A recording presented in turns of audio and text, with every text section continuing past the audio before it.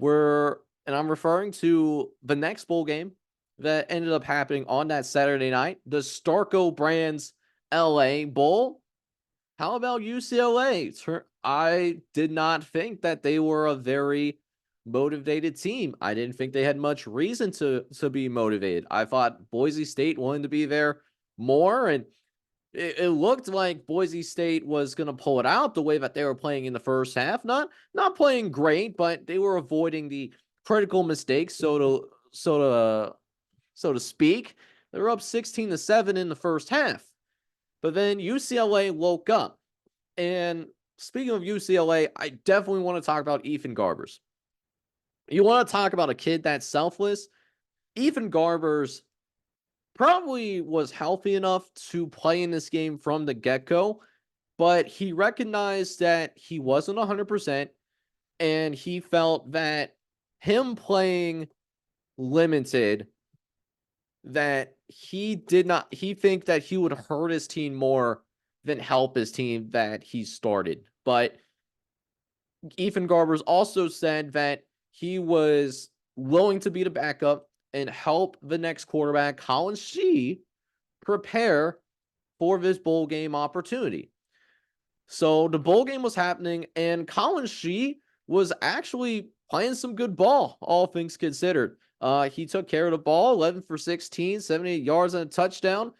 He did more of his legs, though. He had more than 100 yards on the ground. He actually had a big run, but on that biggest run of the game for that young quarterback, that junior quarterback that has very limited playing time, he gets hurt.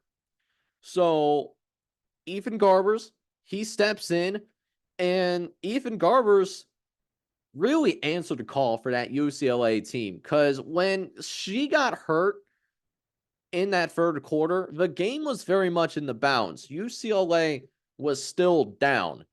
And Ethan Garbers responds by throwing for over 150 yards, a throw for 2 touchdowns too, and the Bruins end up rallying, winning 35-22 over the Boise State Broncos. Good team out of the Mountain West, by the way. They're champions of the Mountain West. And it actually gives UCLA their very first bowl victory all the way back since the Alamo Bowl that they played in all the way back in 2014. To give you some context, NCAA 14 was a new game. The last time UCLA won a bowl game. That's how long ago it has been since we saw UCLA actually win a bowl game.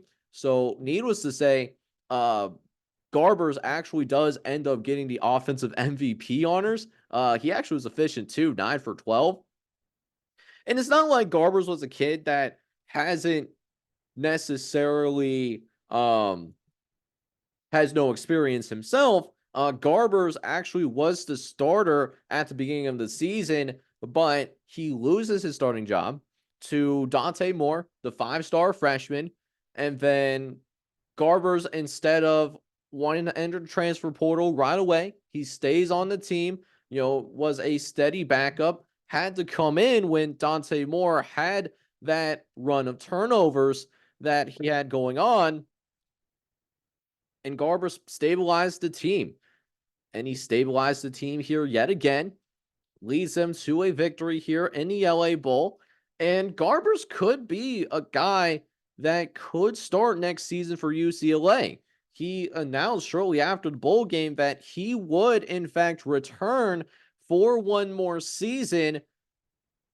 So to have that kind of stability when UCLA is moving into the Big Ten, this is a team that's moving in the right direction, particularly when you have the what you have going on with their move to the Big Ten. New conference, could be a more physical conference. Big Ten has typically been better than the Pac-12, although we vehemently disagree with UCLA like moving to the Big Ten. We hate the idea in general of them moving to the Big Ten, but that's a different conversation for another time. Boise State did have their bright spots, though. George Holani had both of their Boise State's rushing touchdowns. Ended up finishing with 138 yards on the ground, off of 17 carries. So Kalani did what he was supposed to do, but while Boise State, they had a chance to really put a nail in the coffin early. Boise State was able to get into the red zone all of their 4 first half drives. But for many of those trips, they had to settle for field goals. So you had the foot on the neck. You never, but he put foot up. They left the foot off the gas pedal, and UCLA, resilient team, they found a way to come back and win. And listen, Boise State, they still might have something at quarterback as well.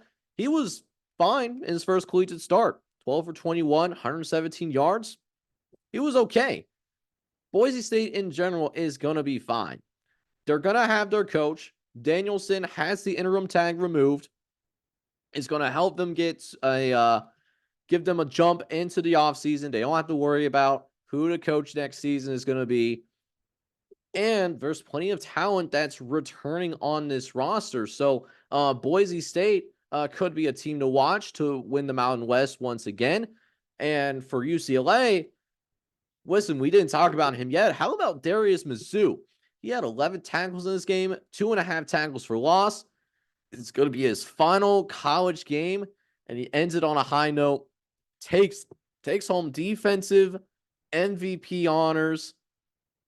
And this is a kid that had a solid year overall. 43 solos, 4 sacks, interception, was a steady guy on that defensive side of the ball, and really started to peak at the right time in his in this last month of the college football season as well. So what's going to happen with these two teams next year? Boise State, they're going to open the 2024 season at Georgia Southern. We see them lose in the Myrtle Beach Bowl to Ohio. And then UCLA, on the other hand, they open their season up, making a road trip out to Hawaii. Hawaii going to host UCLA on August 31st. And shout out to Hawaii, getting some big-time opponents out there to start their non-conference. Not only is Hawaii going to host UCLA, they're also going to host Oregon as well. So you love to see it. You love to see it for Hawaii. Should be some good exposure for that program for sure.